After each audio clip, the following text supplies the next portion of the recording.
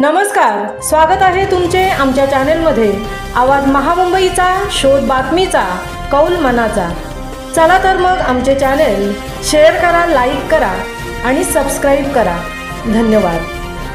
अवकाळी वादळ वाऱ्याने मंडप डेकोरेशन वाल्यांचे मोठ्या प्रमाणात नुकसान। एप्रिल आणि मे महिना म्हटले की गावोगावी यात्रा आणि मोठ्या प्रमाणात लग्नसराई असते। आता याच लग्नसराईत कुणाचे साखरपुडे, कुणाचे हळदी, कुणाच्या लग्न आहेत।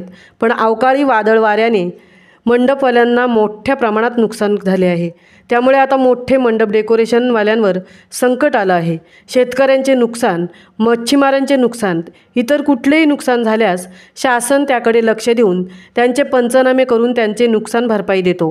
पण मंडप डेकोरेशनचे आज मोठ्या प्रमाणात नुकसान झाले आहे।